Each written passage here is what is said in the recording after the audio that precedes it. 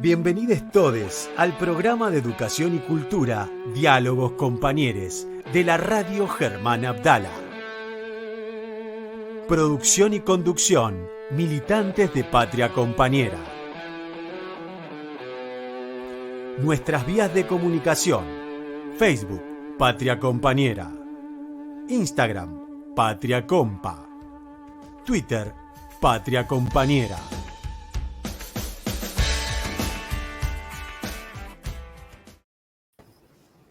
Muy buenas tardes a toda nuestra audiencia. Muy buenas tardes, Armando.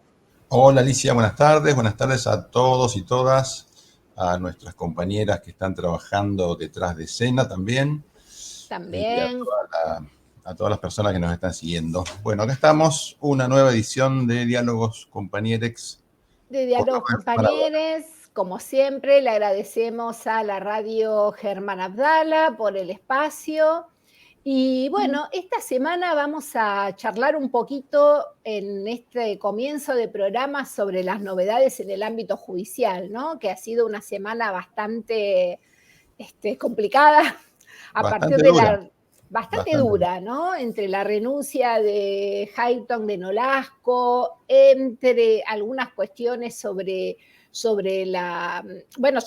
lo que aprobó la legislatura porteña, sobre el Tribunal Superior de Justicia y respecto a cómo manejarse con la justicia nacional. La verdad que fue una semana muy complicada. Sí, muy complicada y bueno, si le sumamos el titular de Clarín de ayer, en el cual decía que el gobierno se quedó sin el único voto que tenía en la Corte Suprema. La verdad que son, además de perversos, son provocadores. Exactamente. Profesionales. No, y me parece que muy atinadamente también Alberto Fernández se le va a contestar diciendo, bueno, perfecto, si ese es el voto que le corresponde al gobierno, ¿de quién son los otros votos, digamos? Porque me parece que se blanquea claramente la no independencia del Poder Judicial y esta idea de que los votos pertenecen efectivamente a alguien, ¿no? En esta concentración, esta puja cada vez más fuerte, porque qué casualidad que se va acercando noviembre y hay un proceso de aceleración de un montón de conflictos. Bueno, justo esta cuestión judicial, que tiene que ver con lo que muchos compañeros y compañeras vienen denunciando como golpe blando, va de alguna manera reconfigurándose en todo este tiempo. Exacto. Sí, sí. Y además, bueno, lo del Tribunal Superior de Justicia de Cava apunta claramente a la impunidad del propio Mauricio Macri, porque es en esos tribunales federales de capital en donde están las causas de la quiebra de su empresa SOCMA y la causa del Correo Argentino, ¿sí? Y bueno, pero Alicia, contanos un poco también de que ayer se hizo una marcha en Capital Federal para rechazar esta actitud del macrismo y de la reta respecto del Poder Judicial, ¿verdad? Exactamente, ayer tuvimos una marcha muy importante con respecto a este tema, en realidad con un pedido que viene siendo muy importante para todos y que tiene que ver con una justicia que no sea una justicia a la carta, ¿no? Sino realmente una justicia que actúe de manera independiente y que garantice la distribución equitativa de la justicia, ¿no? Una justicia que parece que está hecha para algunas personas y para otras no. Yo hoy pensaba, Cristina Fernández de Kirchner, durante el gobierno de Macri, llegó a estar citada a 7 indagatorias en el mismo día, por ejemplo. Y nunca durante todo ese tiempo, nunca se fue del país. Las veces que pidió permiso para irse del país fue por la salud de su hija. Se presentó a cuánta indagatoria hubo.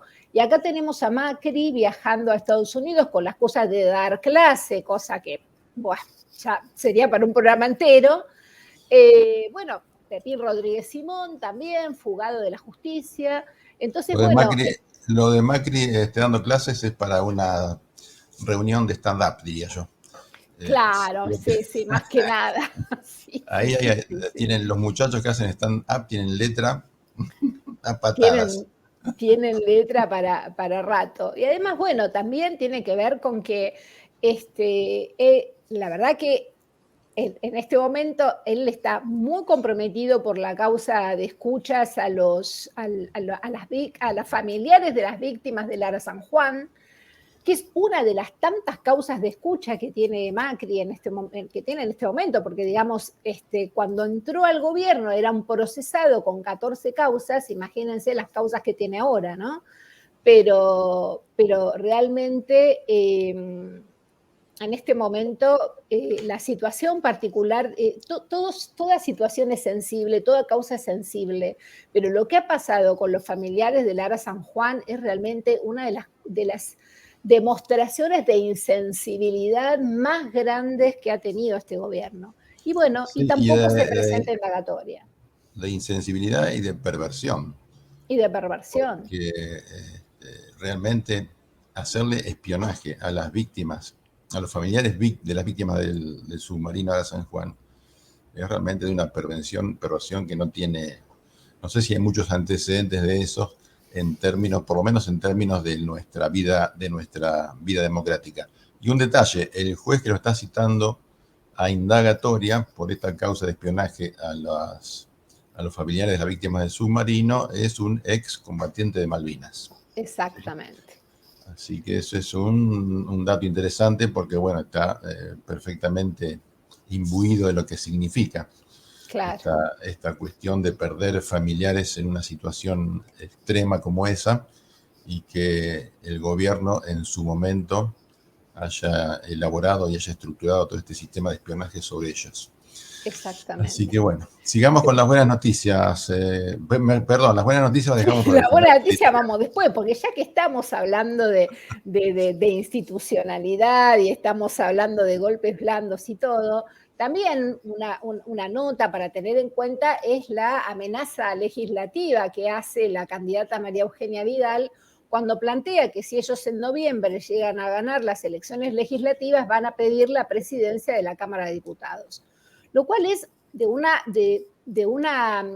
es inédito históricamente porque siempre se supone que tanto el presidente del Senado como el presidente de la Cámara Baja los pone aquel gobierno que fue elegido por los votos en el Poder Ejecutivo, no en una elección de medio término, porque obviamente eso afecta a la línea sucesoria y en realidad lo que ellos están buscando es eso, ¿no?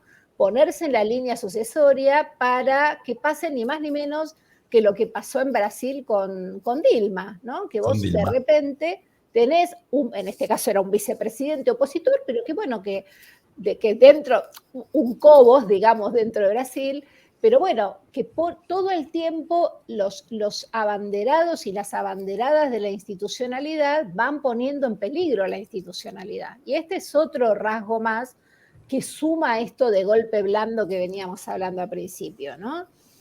Sí, así es. Y bueno, también Leandro Santoro fue muy explícito respecto de esto cuando dijo que Vidal no puede explicar por qué se cambió 2 veces de distrito, cómo se compró un piso en Recoleta y cómo es que se dicen republicanos y se quieren quedar con la presidencia de la Cámara de Diputados para ponerse en la línea de sucesión presidencial sin tener mayoría.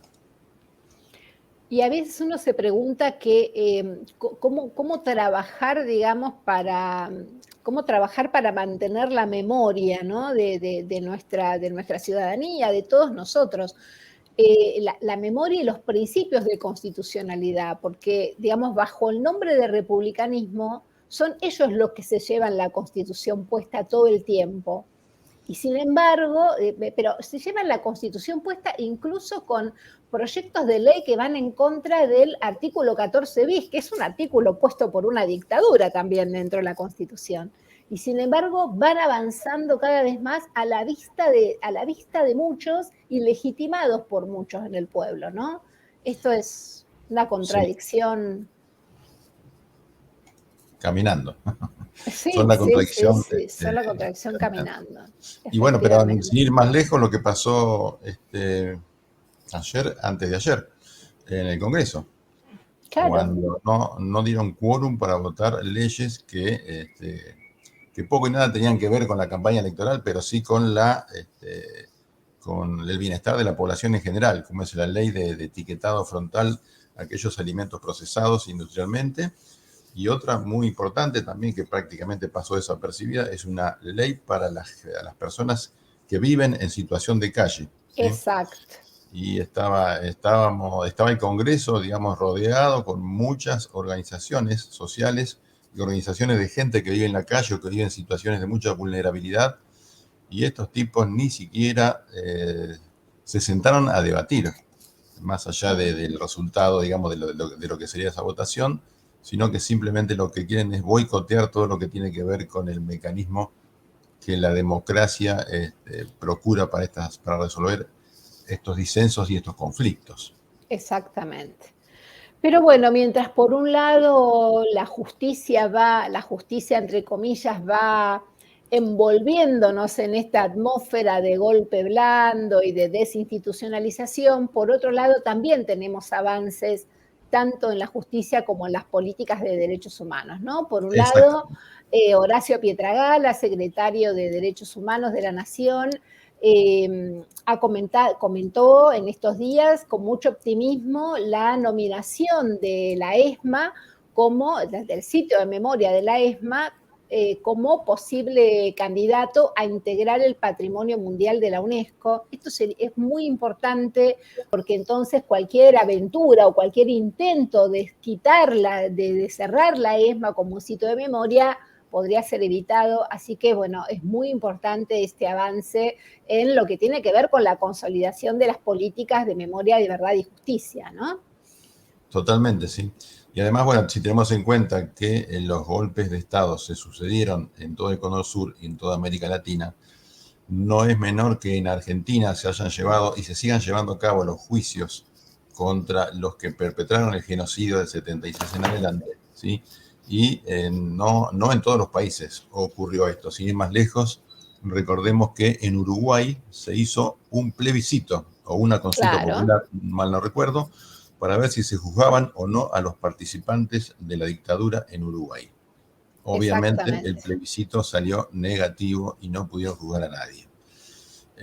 Con lo cual, bueno, la decisión política en su momento de los gobiernos democráticos y fundamentalmente de Néstor cuando dio de baja las leyes de punto final y obediencia debida, facilitó enormemente la prosecución de estos juicios, ¿no? Por suerte. Y bueno, ahora también lo importante es que esos juicios que se habilitaron en ese momento se siguieron haciendo este año. A veces uno no escucha demasiado en los medios de comunicación, pero los juicios por la verdad siguen avanzando, los juicios condenando delitos de lesa humanidad siguen avanzando. Ahora, hace muy poquito tuvimos la novedad del enjuiciamiento de los hermanos Emilio y Julio Méndez, que pertenecen al circuito represivo de la zona de Tandil, que fueron nuevamente condenados por su complicidad con la dictadura y sobre todo, bueno, porque en tanto cómplices de la dictadura prestaron las instalaciones de sus chacras, de sus campos, para el asentamiento de centros clandestinos de detención, donde se llevaron adelante torturas, desapariciones de personas durante el año 1977. Entonces es muy importante el avance de estos juicios porque tienen que ver con lo que siempre hablamos, que es la pata civil de la dictadura. No hay dictadura si no hay complicidades civiles. Y es importante que la justicia vaya llegando. Nunca es tarde para que llegue a esas complicidades civiles, ¿no? Que es lo que por suerte estamos viendo en este momento. Sí, además es gracioso. Uno de estos personajes, de estos Méndez, uno de ellos, de los hermanos Méndez en Tandil, incluso había violado la prisión domiciliaria. Sí. Y fue identificado en la terminal de ómnibus, cuando estaba a punto de tomar un micro de larga distancia, por una de los familiares de las víctimas que habían sido torturados en su establecimiento de campo. Y además, la otra cuestión es que el que fue torturado y luego asesinado en ese lugar fue el padre Moreno, el padre de Martín Moreno, el actual subsecretario de Derechos Humanos de la provincia de Buenos Aires, que además es uno de los impulsores, uno de los querellantes en este juicio, por supuesto, a los perpetradores de las Fuerzas Armadas y a los cómplices civiles, en este caso, estos dos hermanos Méndez de la ciudad de Tandil. De la ciudad de Tandil. Hoy escuchaba un video, un video muy cortito de una de las indagatorias que le hacen a Cristina ahora, no sé si fue por la causa Cuadernos o cuál de ellas, donde ella plantea algo muy interesante, ¿no? Porque yo pensaba, digo, muchos, por ahí puede quien diga que no, pero muchos de estos juicios, los juicios desde los juicios contra los comandantes hasta aquí, todos con las idas y venidas en las políticas de derechos humanos, muchos de esos juicios han tenido mucho que ver con ahuyentar la posibilidad de un nuevo golpe de Estado. No es que solo la democracia se reconvirtió sola y los militares se reconvirtieron solos. Hay una militancia atrás, hay jueces muy activos atrás que estuvieron hace más de 35 años aplicando justicia en aquellas causas de la década de los 70, tanto las militares como las civiles. Y esa acción de justicia ha frenado muchas aventuras también golpistas en algunos sectores del país. Y hoy escuchaba a Cristina diciendo, bueno, si alguna vez se hubiera juzgado a alguien por el endeudamiento, de la misma manera que se va juzgando los crímenes de lesa humanidad, probablemente no sería tan fácil endeudar el país como lo hizo Macri, por ejemplo. Perdón que te interrumpí. No, al contrario. No, la cuestión es esto que tiene que ver con la situación que se da respecto de los avances en materia de derechos humanos, ¿sí? Que es muy difícil y ya prácticamente imposible lograr que los propios responsables del genocidio, ¿sí?, den información sobre dónde ocurrieron los hechos y dónde enterraron o arrojaron los cuerpos, ¿sí? Exactamente. Bueno, acá, sin ir más lejos, tenemos el caso en la ciudad de La Plata de Echecolatz, que fue condenado a prisión perpetua por las declaraciones de Jorge Julio López. Sí. Jorge Julio López desapareció por segunda y definitiva vez luego de declarar en el juicio contra Miguel Echecolatz, y nunca se pudo saber qué pasó con él, con su cuerpo, sinceramente. Exactamente. Dice llanamente, porque es imposible pensar que estos personajes se vayan a redimir o vayan a buscar algún tipo de se van muriendo. Por ese lado. Se van muriendo y se van llevando lo que van saben. llevando toda su tumba.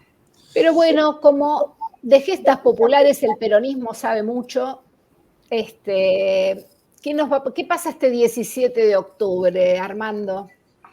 17 de octubre. Bueno, en principio estaría convocando el propio presidente y el jefe de gabinete, Juan Mansur, nuestro presidente Alberto Fernández y Juan Mansur estaría convocando una movilización para el domingo 17 de octubre a las 4 de la tarde a Plaza de Mayo.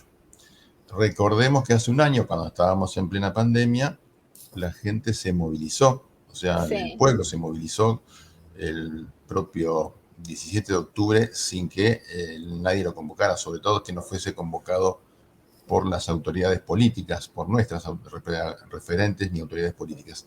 Pero aún así se movilizó la mayoría en auto, muchos a pie, y se logró un impacto impresionante. Bueno, este 17 de octubre esperemos que así sea, yo creo que sí, que va a ocurrir, porque ya prácticamente la pandemia está en baja, los contagios están en baja, y hay un altísimo porcentaje de la población vacunada. O sea que eso que volver y hay muchas ganas y mucha necesidad de salir a la calle también. Exacto, y ponerle mística a la recuperación, digamos, de la vida que queremos, de la recuperación de niveles de dignidad, sobre todo para la vida de los sectores más vulnerables. Y también, bueno, recordar que el 17 de octubre nuestra región tuvo un papel fundamental porque fue uno de los sectores, una de las regiones de las zonas Berisso y Ensenada, sobre todo, que movilizó, sobre todo partiendo de los frigoríficos y de las industrias de los alrededores, para llenar la plaza ese 17 de mayo. Y lo curioso, bueno, si vos te pones a leer, si nos ponemos a buscar en las diferentes fuentes relacionadas a este hecho, Perón estuvo todo el tiempo articulando con algunos sectores de las Fuerzas Armadas, ¿sí? Pero el factor clave de su negociación y de su situación de poder estaba en esa Plaza de Mayo, colmada de gente que además, la gran mayoría de ellos, nunca había ido a ese lugar, pero sí fueron para defender a quien le había otorgado conquistas sociales impresionantes. Estaba escuchando también a que Mariano Grondona, periodista histórico de la oligarquía, vivía en ese momento en el pleno barrio Recoleta y veía pasar por las avenidas a la gente, a los obreros, claro, que ya no estaban de saco y corbata como los trabajadores de Capital Federal, sino que iban todos de mameluco. Y él decía, vi caras que nunca había visto. Claro. Eso fue todo lo que ocurrió. Y se enteró que había colores de cara distintos también. Claro. Los blancos de saco y corbata ya no estaban ahí. Ya no estaban. Aunque había también el laburante. Por supuesto, claro que sí. De los que se llama el laburante de cuello blanco, pero ahí estaba también presente. Pero eran los menos, sí, ni hablar. Bueno, así que yo creo que vamos a tener una buena jornada de 17 de octubre muy movilizada y esperemos que con muy buen tiempo, Alicia. Esperemos que sí. Bueno, vamos a pasar a las noticias hoy con nuestra queridísima compañera Nadia Ouvivo. Así que, Roxana, cuando quieras. La escuchamos.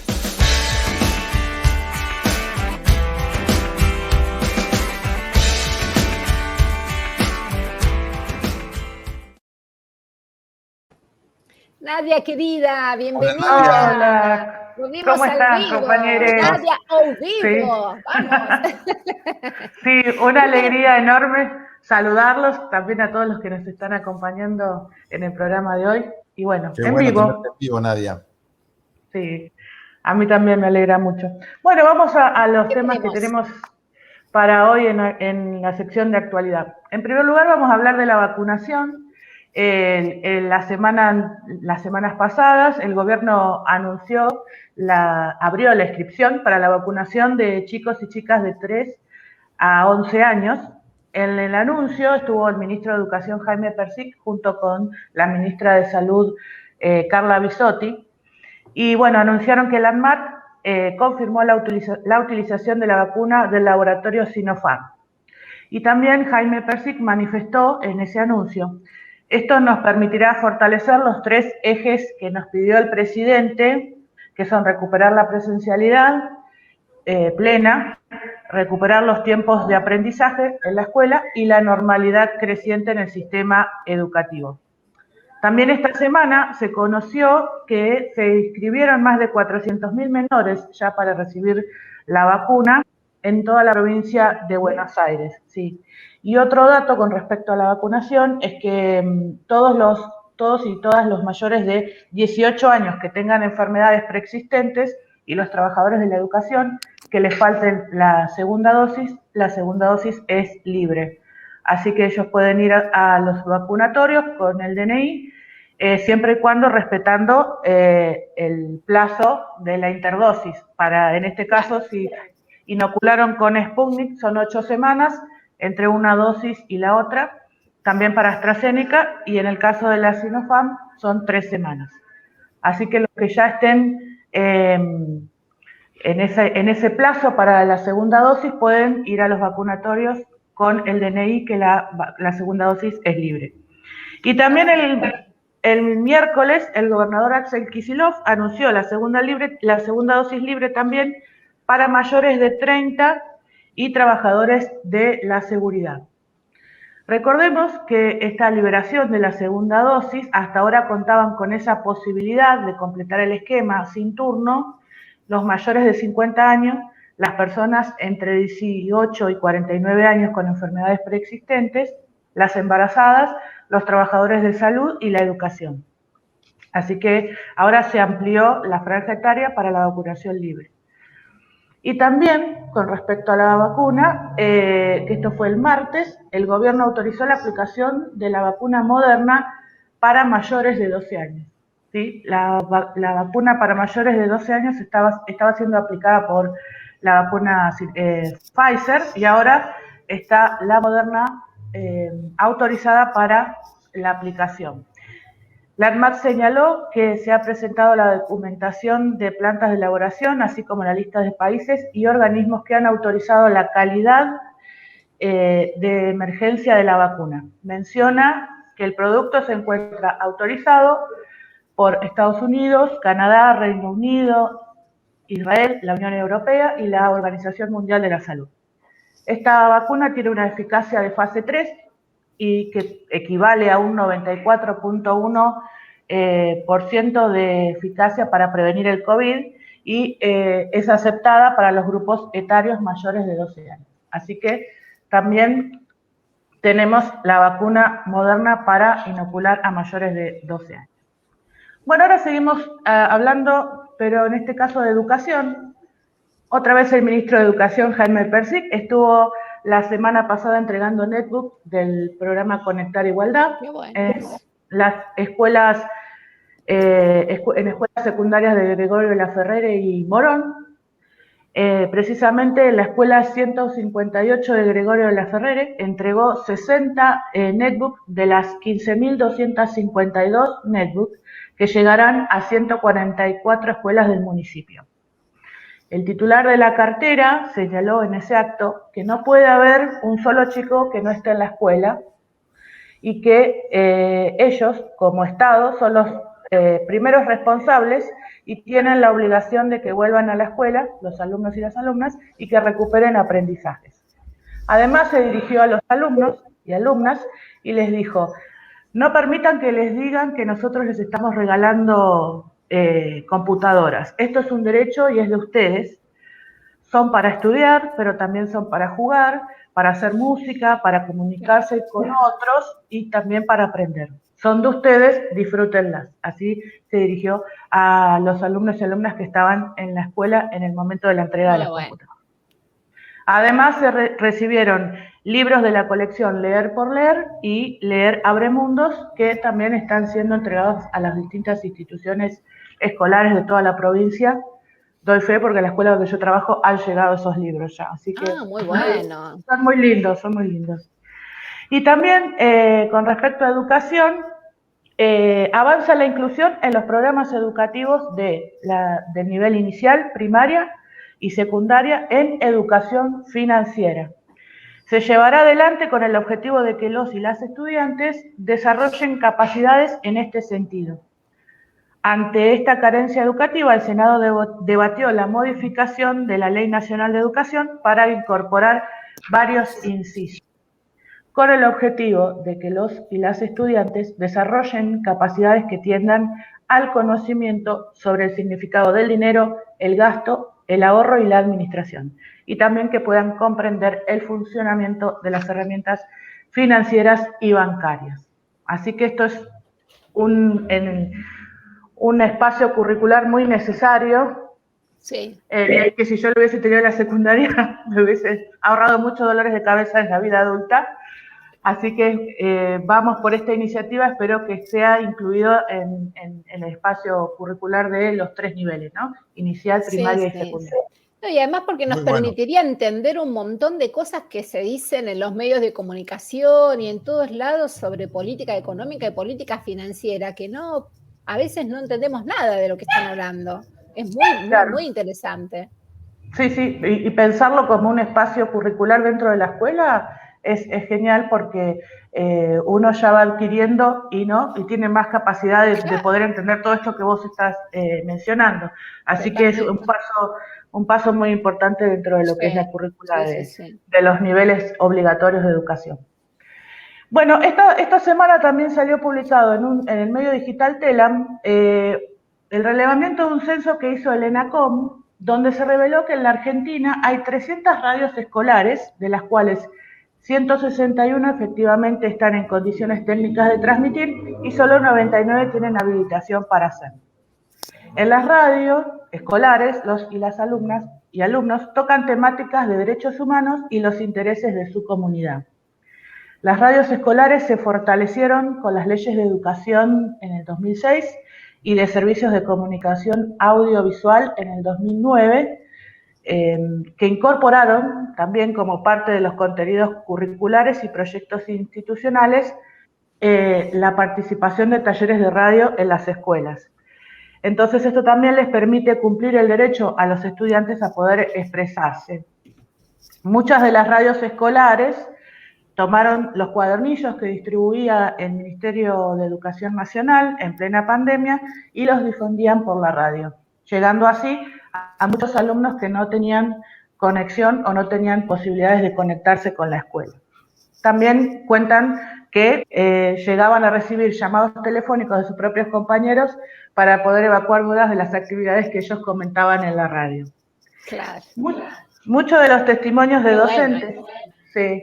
docentes, alumnos y alumnas que participan en proyectos radiales en sus escuelas afirmaron que la radio los ayudó mucho en pandemia a seguir conectados con la escuela y que también los ayuda a tener una mayor seguridad y comprensión en el aprendizaje y más confianza al interactuar con otras personas, siendo ellos y ellas los protagonistas totales en la construcción de su aprendizaje. Así que esto es una muy linda noticia también para replicar. Porque, muy interesante el tema de radios escolares, muy interesante. Sí, sí. Y por último, voy a hablar sobre el presupuesto 2022. ¿Sí? El presupuesto 2022 contempla 2 billones de pesos para políticas de género y diversidad. Según un estudio elaborado por el Observatorio de Políticas Públicas de la Universidad Nacional de Avellaneda, la iniciativa que el Ejecutivo envió al Congreso para su debate prevé un incremento nominal de 59%, equivalente a una suma real de 19,3% anual.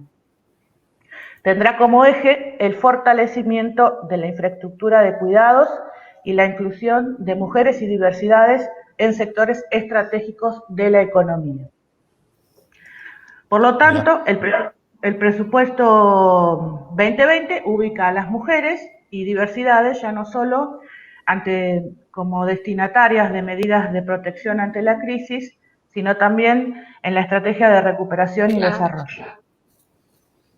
El proyecto del presupuesto se construye con el supuesto de que va a haber un acuerdo con el Fondo Monetario Internacional que asume que el próximo año no pagaríamos vencimientos de capital. De lo contrario, Argentina debería destinar 4% de su PBI a pagar la deuda que tomó el gobierno de Cambiemos. Así que está dentro del presupuesto, está pendiente que se llegue a ese acuerdo con el Fondo Monetario Internacional. Mirá vos. Decime, Nadia. La iniciativa fue enviada por el Poder Ejecutivo y se va a comenzar a analizarse en las próximas semanas con presencia de funcionarios del Palacio de Hacienda y de otras áreas. También dentro del proyecto hay un incremento del presupuesto para educación, que es más del 139% con respecto al 2020 y 2021 en educación. Las asignaciones universales, el Plan Argentina Trabaja y también la tarjeta alimentar. Esos ámbitos también crecieron en porcentaje la partida presupuestaria. Así que hay que ver cómo se resuelve esto en el Senado. En el Senado. Si hay quórum. Nadia, vos decías esta fue una investigación hecha por la Universidad de Avellaneda. Sí. Ah, mira. Sí, ellos analizaron la propuesta que envió del presupuesto, del Ejecutivo que envió del presupuesto. Ajá. Y de ahí se desprendió el considerable aumento presupuestario para políticas de género y diversidad. Bien, bueno, bien. Se investiga. Lo cual Nadia. Contribuyó a esta idea, a esto que ya sabemos que se investiga en este país, las que investigan la universidad pública. Exacto, sí. Muy bien, Nadia, muchísimas gracias. Gracias a ustedes. Todas buenas, por suerte. Veníamos medio de pálida. Sí, compensamos un poco. Claro, sí, tal cual. Muchas gracias. Bueno, Roxana, te pedimos placa entrevista, así ya presentamos a nuestro entrevistado de hoy. Momento de entrevista en Diálogos Compañeros. Bueno, compañeras, compañeros, les contamos que en este programa vamos a poder por fin contar con la entrevista del compañero Hugo Yasky. ¿Se acuerdan? Tuvimos algunas dificultades, estuvo él en realidad algunas dificultades para conectarse en el programa anterior, pero tal como lo prometimos, vamos a tener hoy las palabras del compañero Hugo Yasky. No hace falta mucha presentación, pero sí les contamos que Hugo fue maestro, sindicalista, secretario general de la Central de Trabajadores de la Argentina desde 2006, exsecretario general de la CETERA, diputado nacional por la provincia de Buenos Aires y actual candidato en la lista de diputados del Frente de Todos, ya que es un diputado que renueva su mandato legislativo. Ha sido docente en escuelas secundarias, en escuelas secundarias comunes, en escuelas secundarias de adultos, es un escritor, es un poeta y también es presidente de la Internacional de la Educación en América Latina. Cuando dispongas, Roxana, escuchamos entonces la entrevista. Muy bien. Bueno, muy buenas tardes, ¿cómo están todos? Hoy queremos darle la bienvenida a al compañero Hugo Yasky, que nos acompaña en este programa. Y bueno, la idea es poder analizar con vos, Hugo, algunas cuestiones de coyuntura política y del momento en que estamos ahora atravesando, no solamente por tu lugar como legislador, sino también como un trabajador que está en el Congreso, ¿no? Como en esa doble filiación que nos parece muy interesante. Y lo primero que queríamos preguntarte es, bueno, un poco cómo analizás el panorama electoral y en qué situación estamos ahora de cara a las elecciones de noviembre. Y lo primero que hay que decir es que nos golpeó fuerte el resultado electoral porque mostró que había una fuga de votos de casi 4 millones en todo el país y claramente eso tiene que ver con el descontento social, con la decepción de mucha gente que supongo habrá acompañado con el voto al Frente de Todos hace 2 años pensando que la situación del país iba a recomponer o que las cosas iban a cambiar para bien y la verdad que tuvimos que enfrentar esta pandemia que complicó todo, que hizo que la mayor parte de los recursos y del esfuerzo se volcaran a tratar de salir de esta tragedia que nos planteó el COVID-19 a nosotros y a todo el mundo. Y supongo que esos votantes, los que no fueron a votar y los que por ahí eligieron otra boleta en el cuarto oscuro, quizás nos den una segunda oportunidad ahora cuando vayamos a la elección general. Creo que hay que hacer todos los esfuerzos, emitir todas las señales como para recuperar gran parte de ese caudal que perdimos y creo que con eso podríamos llegar a emparejar, quizás hacer alguna pequeña diferencia. Nos alienta pensar esa posibilidad, el hecho de que los números de la principal oposición nuestra, como ustedes saben, tampoco fueron brillantes, más bien opacos, es decir, repitieron su votación, incluso tuvieron algunos cientos de miles de votos menos. Así que bueno, estamos expectantes y sobre todo trabajando muy fuerte para poder revertir esto en la próxima elección, sabiendo que tenemos por delante 2 años que van a ser tensos, difíciles, con muchas turbulencias, pero bueno, ese es otro tema. Y Hugo, te pregunto un poco para poder analizar el plano más político en lo que sería la conformación del Congreso, ¿no? Porque, bueno, estos días escuchamos, bueno, ayer escuchamos a Vidal diciendo que si ellos ganan las elecciones van a reclamar la presidencia de la Cámara Baja, cosa que son pactos políticos que siempre se han respetado, que la presidencia le corresponde, de la Cámara le corresponde al partido gobernante. Entonces, por ahí, para que nuestras oyentes comprendan por qué es importante ganar estas elecciones, qué impacto tiene esto para la Cámara, qué pasaría si ellos lograran mayoría, qué diagnóstico podemos hacer. No, está claro que la oposición lo ha demostrado en situaciones anteriores. ¿Se acuerdan cuando estaba el famoso grupo A y el grupo B? Ellos tenían mayoría. ¿Qué hicieron? Trabaron institucionalmente el funcionamiento del Congreso. En ese momento se pudo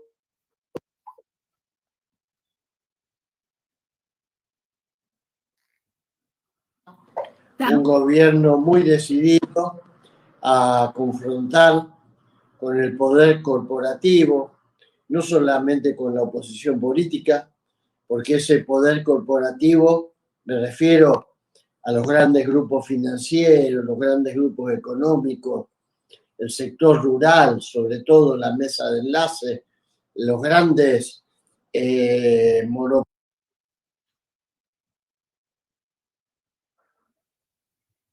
Lo más duro de la oposición, todos estos sectores, más una parte importante de los acreedores externos, que lamentablemente en la Argentina los tenemos alineados casi todos ellos con los fondos buitres. Claro. Todo eso es una masa de poder frente a la cual, si tenemos un Congreso en la que no tenemos posibilidad de establecer agenda, van a intentar llevarnos a una situación de parálisis. La oposición está dispuesta a no escatimar nada para evitar que el Frente de Todos pueda realizar un mandato que le permita reelegirse. Y cuando digo a no escatimar nada, incluyo la posibilidad de que nos lleven a un colapso institucional para intentar sacar del juego al gobierno del Frente de Todos antes de finalizar su mandato. Sí. Lo que nosotros no hicimos nunca, porque siendo oposición de Mauricio Macri, me acuerdo cómo nos cuidábamos en las marchas de no decir nada que pudiera alentar la idea de que queríamos terminar con el mandato de Mauricio Macri antes de tiempo, porque enseguida se victimizaban, enseguida claro. Nos acusaban de golpistas. Pero ellos en ese sentido no se privan de nada, porque decir que van a ir por la presidencia del Congreso, si tienen los votos, es confirmar todas estas hipótesis, porque la presidencia del Congreso en manos de la oposición es una anomalía absoluta que nunca ocurrió en la Argentina. No. Nunca pasó. ¿Por qué? Porque hay simplemente una lógica, aún siendo minoría como lo fue Macri, se le cede la presidencia al que gana, porque se respeta el sentido del voto popular que eligió un determinado ejecutivo, y es claro. El ejecutivo el que envía las leyes. Si vos obturás esa correa de transmisión entre el ejecutivo y el legislativo, evidentemente introducís una anomalía institucional y además te colocás en la línea sucesoria.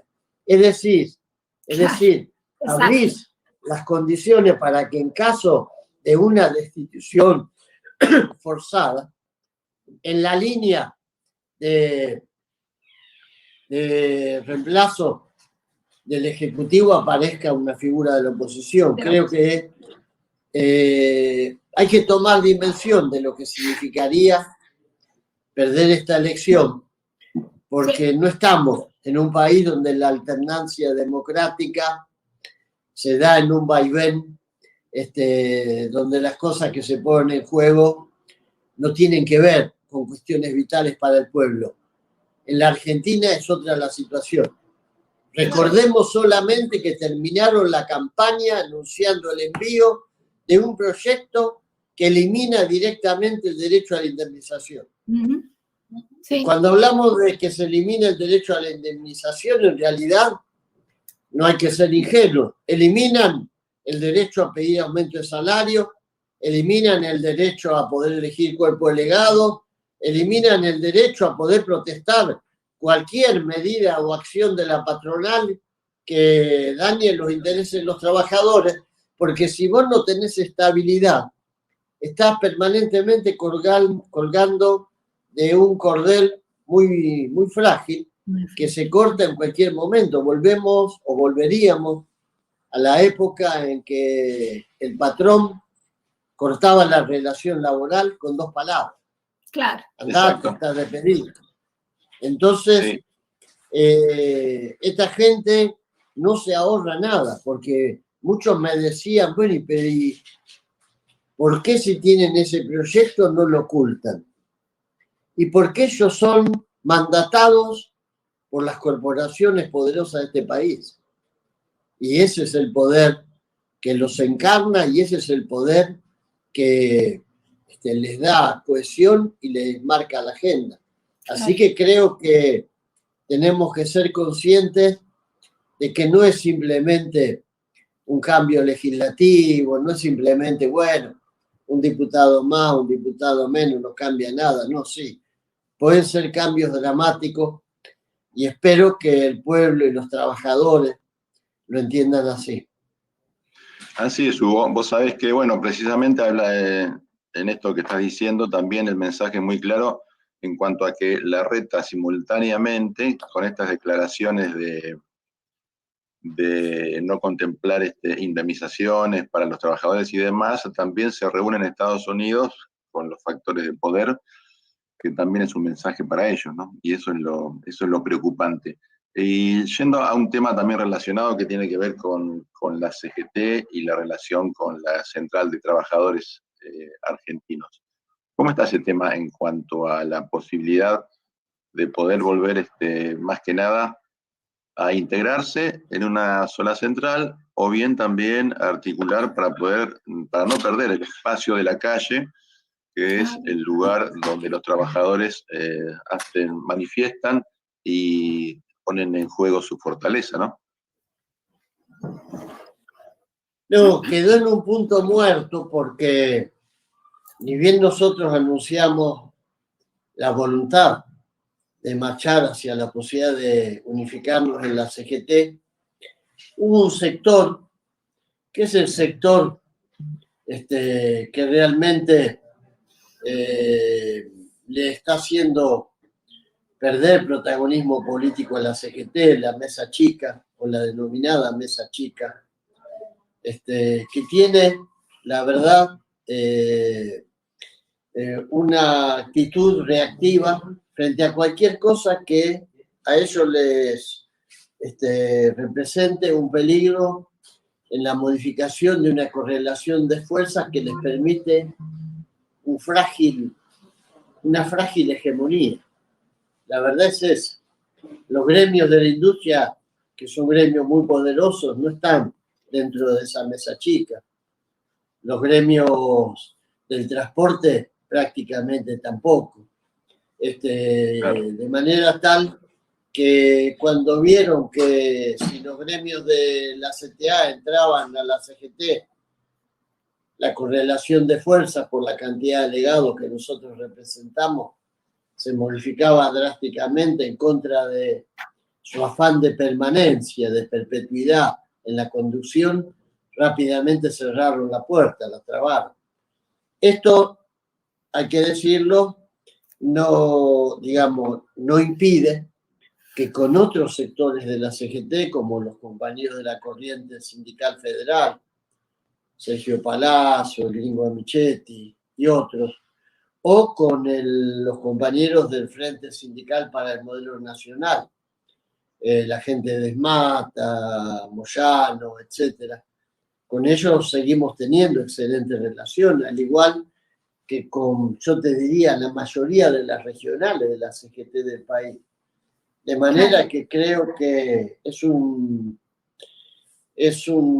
digamos, una decisión, la de la unidad, que no va a quedar obturada. Creo que hoy está congelada. También es cierto que la propia CGT hacia adentro está discutiendo si van a ir en 2 listas, si va a haber un triunvirato. Eso se está discutiendo.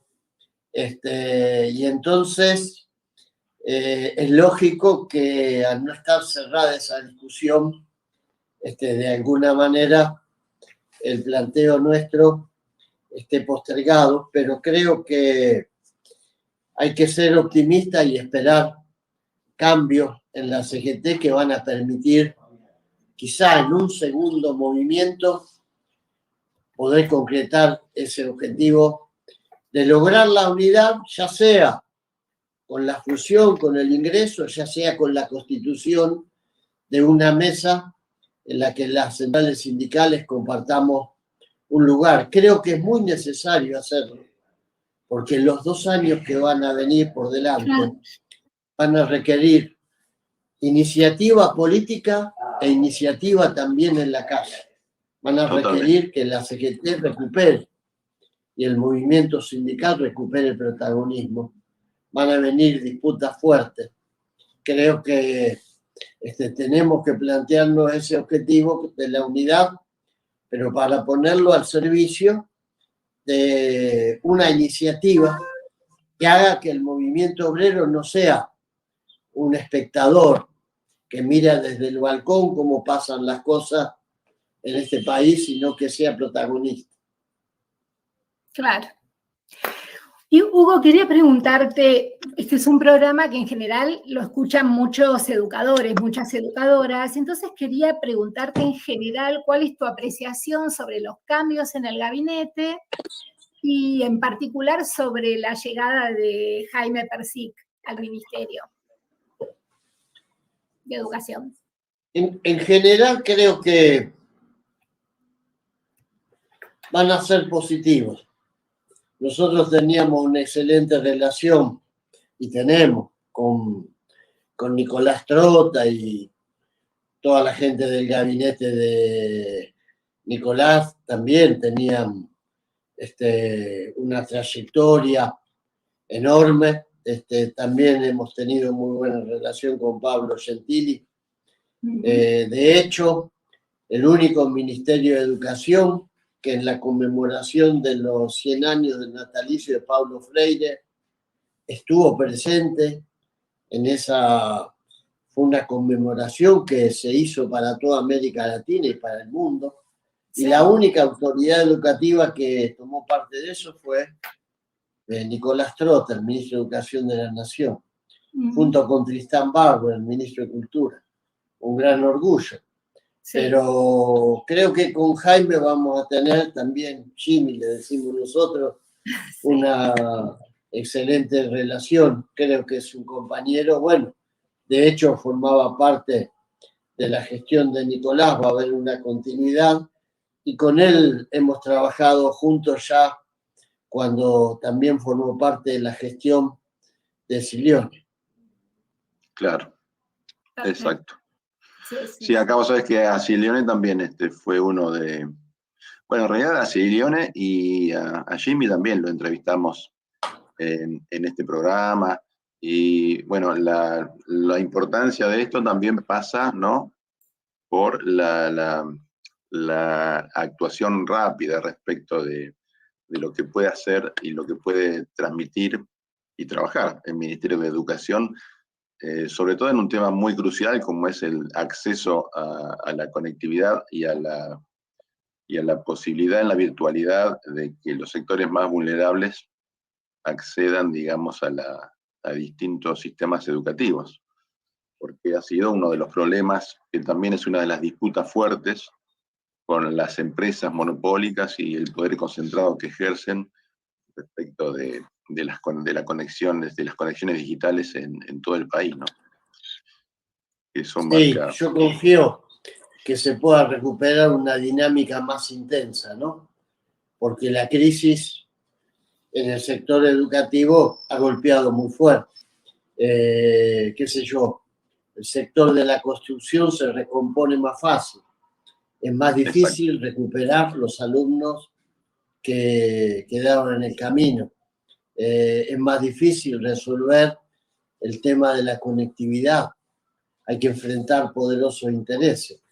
Y creo que nosotros necesitamos una acción intensa, ejecución del presupuesto sin que queden rubros sin ejecutar.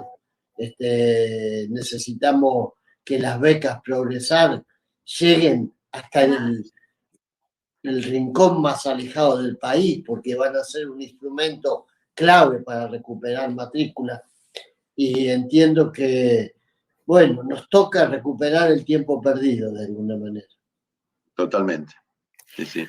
Quería preguntarte, Hugo, porque bueno, los sindicatos docentes en América Latina constituyen un espacio mancomunado. Bueno, tenemos una internacional de educación en la que vos has estado participando, pero centrándonos en América Latina y retomando un poco lo que vos decías del centenario del nacimiento de Freire, ¿cómo vemos que se está configurando la educación en términos políticos, ¿no? Tenemos un Bolsonaro por un lado, bueno, acá salimos de Macri, pero tenemos la amenaza que vos decías, la situación particular de Chile, bueno, ¿cómo está, si pudieras decirnos, la situación educativa en América Latina en este momento, para el general y para los trabajadores de la educación?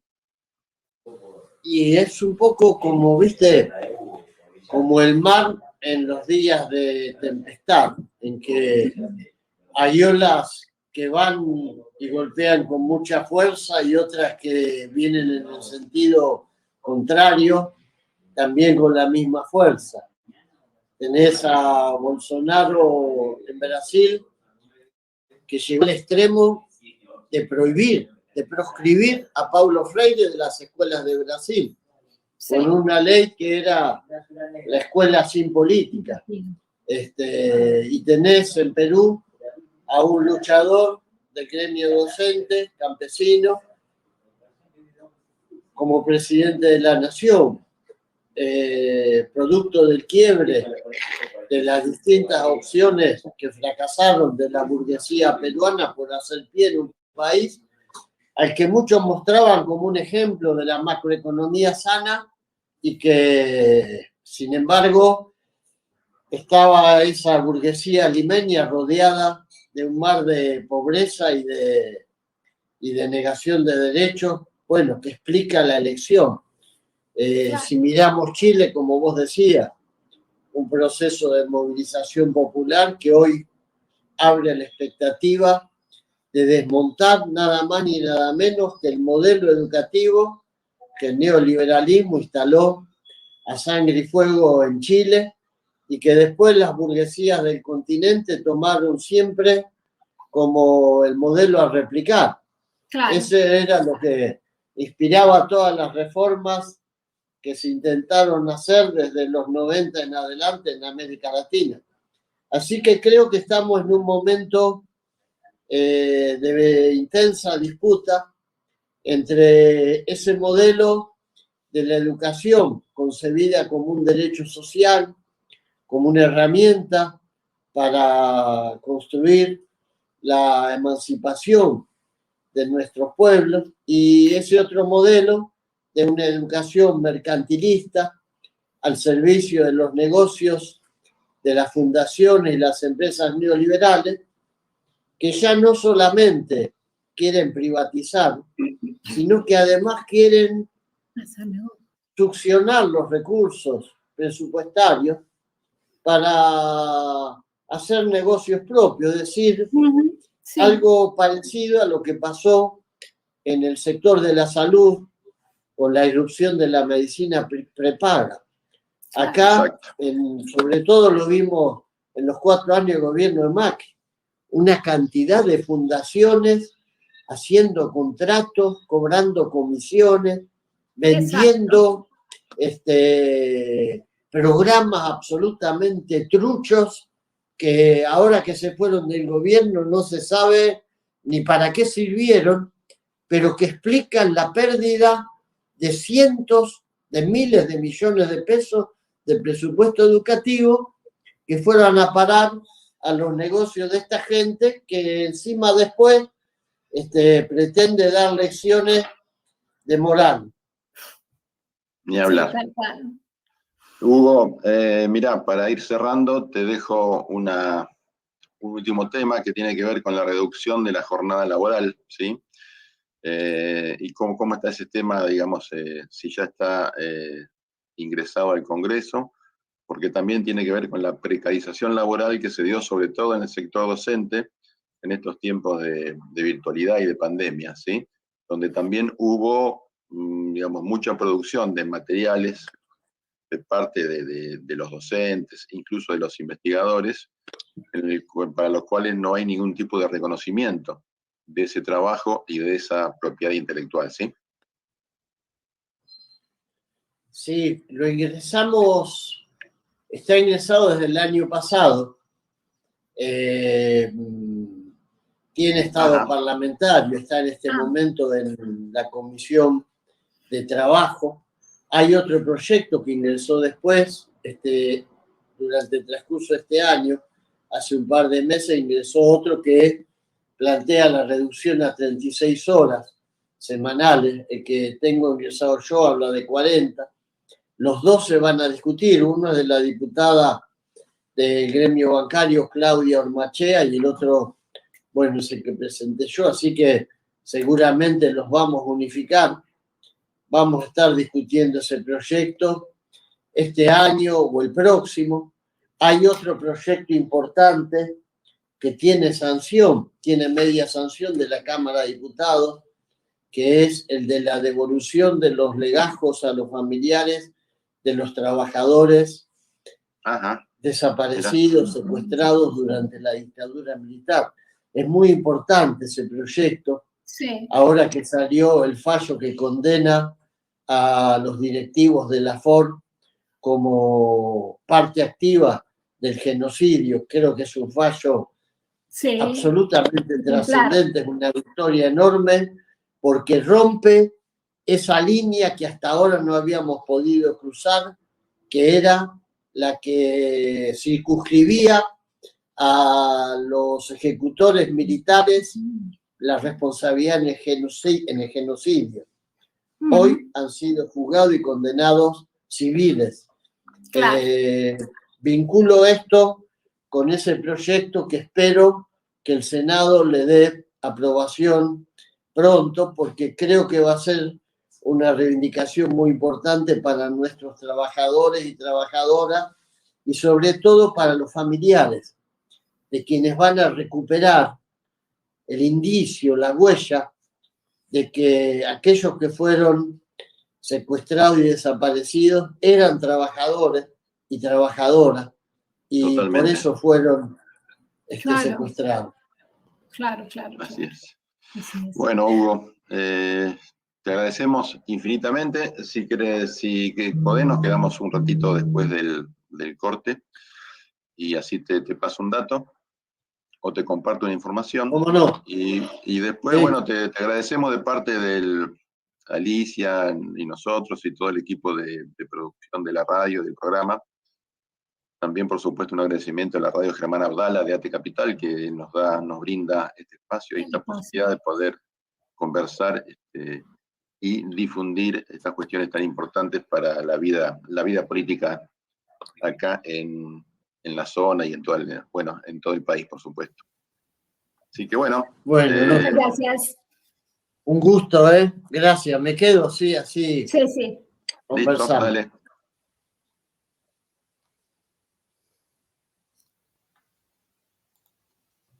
Bueno, muy interesante. Bueno, hay cosas conceptos de la entrevista de Hugo que tuvieron que ver con lo que nosotros desarrollamos en nuestra editorial, ¿no? Que me parece que fueron retomados también ahí en la entrevista.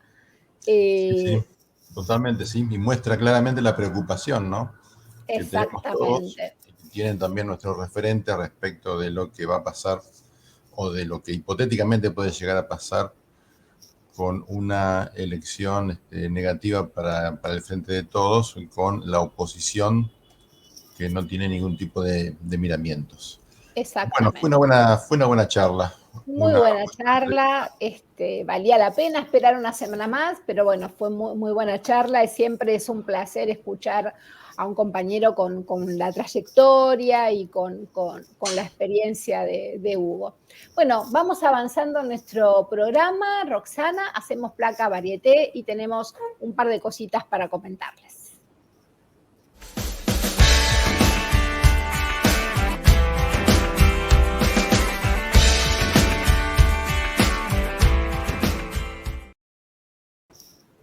Si les parece, hacemos primero un último momento, como se suele hacer en la radio. El Tribunal Oral Federal número 8 sobreseyó a Cristina Fernández de Kirchner y a todos los acusados en la causa del memorándum con Irán. Eso es algo que acaba de ocurrir ahora mientras está pasando nuestro programa. En memoria de la...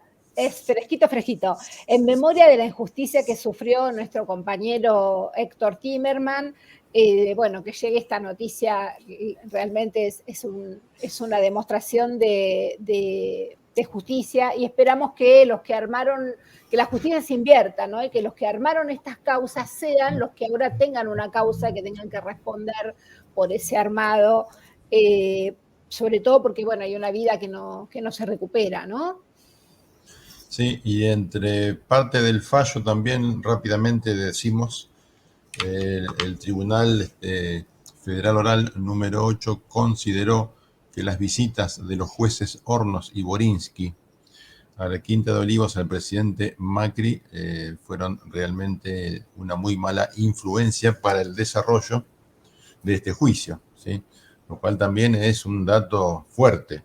Claro. Teniendo en cuenta lo que esto significó sobre las espaldas de los supuestos acusados y además sobre la generación de odios y resentimientos a través de los medios masivos en la población. Exactamente. Necesitamos voluntad y decisión política para investigar todas las causas relacionadas con el lawfare, todas las causas relacionadas con el endeudamiento. Esto es porque yo creo, esto lo dijimos al principio de la editorial, hace bisagra en la historia encauzar estas cuestiones, ¿no? Esperemos que esto se pueda dar. Bueno, este fin de semana es un fin de semana largo, pero bueno, también está relacionado con las conmemoraciones del 12 de octubre. Ustedes saben que mediante el decreto 1584 que en 2010 emitió Cristina Kirchner, se estableció esta fecha como el Día del Respeto a la Diversidad Cultural en la Argentina. Así que para conmemorar esta fecha y reivindicar la importancia de la diversidad cultural y el diálogo intercultural, no exento de tensiones y contradicciones, pero diálogo al fin, vamos a compartirles este pequeño video. Cuando dispongas, Roxana.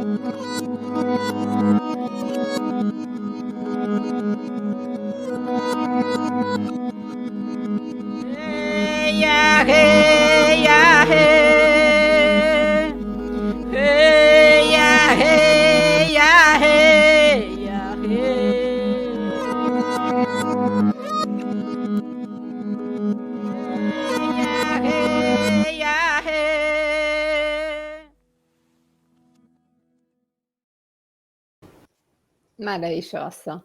Muy buen trabajo. Muy buen trabajo. Pensaba mientras lo miraba, algún día tendríamos que hacer un buzón de ideas de todas las cosas que nos han dicho, ¿no? En la escuela primaria sobre esta fecha, ¿no? Esta del gracias por venir a civilizarnos y todas estas cosas que hemos escuchado, ¿no? Por suerte nuestros niños están creciendo con otras ideas ahora. Sí, totalmente, sí. Además, visibilizar lo que estaba oculto durante tantos siglos. Décadas y siglos. Terrible. Exactamente. Muy Y importante. siguiendo con nuestra varieté cultural, nuestra queridísima compañera de agrupación, Alejandra López Comendador, es coautora del libro Contar desde la trinchera, que fue realizado por distintos profesionales que logran plasmar diversos sentimientos de lucha, de superación, de solidaridad, de amor, de convicción política en estos tiempos de pandemia.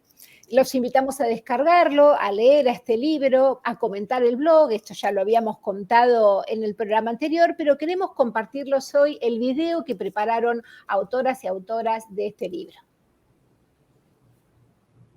Decirles que Contar desde la trinchera es un proyecto que nació en el contexto de pandemia, con la idea de poder escribir y difundir con testimonios y diferentes formas y estilos el trabajo de muchos amigos y muchos compañeros, compañeras, profesionales, y poder reflejar en esos mismos cómo han sido el laburo, el trabajo y la dedicación en el contexto de pandemia. El objetivo de este trabajo, que nace en soledad, pero que termina siendo un proyecto colectivo y colaborativo, en el cual tengo que agradecerles a todos los autores y las autoras que le dedicaron tiempo para pensar y para escribir, y también ayudar a visibilizar todo ese trabajo que fueron haciendo en ese contexto y este contexto de pandemia que ha sido tan duro para todos y para todas. Participan compañeros que escriben sobre la educación, sobre salud, sobre cultura y muchísimos profesionales más, donde tienen su punto de vista, pero lo importante, o lo que a mí me interesa también resaltar de estos escritos, que espero que ustedes puedan disfrutar más adelante cuando el trabajo esté terminado, es la impronta de cada uno y la humanidad, ¿sí? El sentido de humanidad que cada uno pone en esas palabras. Eso me parece lo más importante para resaltar. En este momento nos encontramos en el proceso de edición, de corrección y de estilo. Falta todavía, con los escritos que ya tenemos terminados, que son muchos por suerte, y algunos que lo están terminando en estos momentos y los están por enviar en estos días. Así que la idea es eso, poder contarles, invitarlos a participar, poder utilizar las redes, estos medios que tenemos disponibles, y bueno, ¿por qué no también hacer un poco de fuerza, si se quiere, a los medios hegemónicos, y de este pequeño lugar hacer un pequeñísimo y mínimo aporte para ayudar a visibilizar el trabajo de tantos que no son los que salen en la tele o en los grandes medios. Dejo acá abajo el Instagram, que es contar.desde la trinchera. Esperemos que nos sigan y esperemos también compartir próximamente algunos videos más de los escritores y de las escritoras que participaron. Así que bueno, sin más, agradecerles, pedirles que nos ayuden a difundir, que es muy importante, y disfruten de este trabajo colectivo que va a ser muy, muy interesante de leer. Gracias.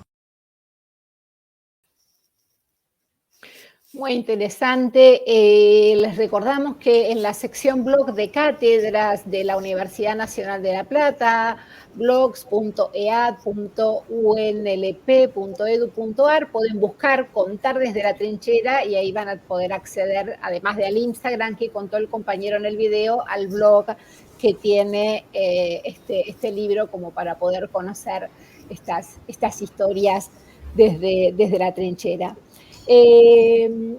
Una última cuestión para contarles, ustedes saben, porque ya lo presentamos hace muy poquito, en algunos programas atrás, el boletín número 3 de Diálogos Compañeros, es el boletín del cual un poco es hijo este programa de radio, o hije este programa de radio, y queremos contarles que en las últimas semanas estuvimos haciendo una difusión de nuestro boletín en algunos programas de radio y en algunas radios de algunos compañeros amigos.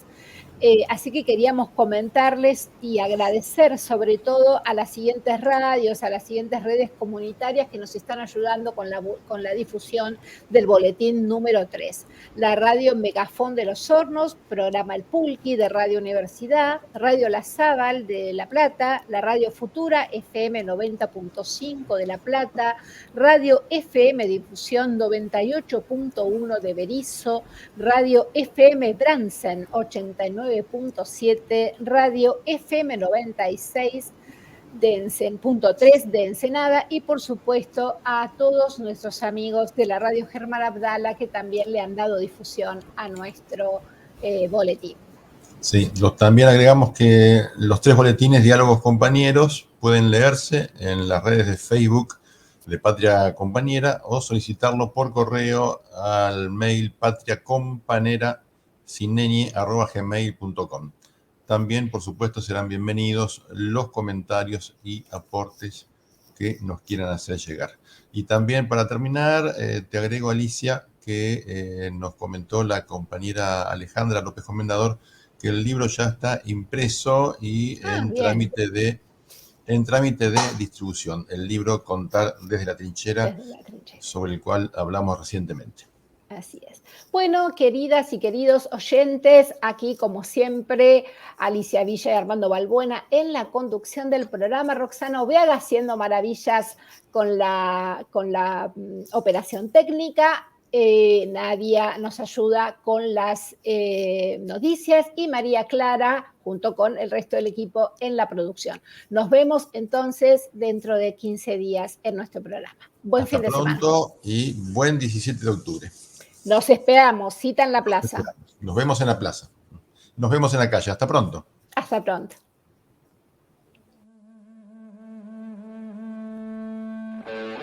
Este programa fue una producción de Patria Compañera. Nos pueden ver en la semana en nuestras redes sociales y en las de la Radio Germán Abdala de AT Capital. Nos encontramos el próximo jueves a las 19.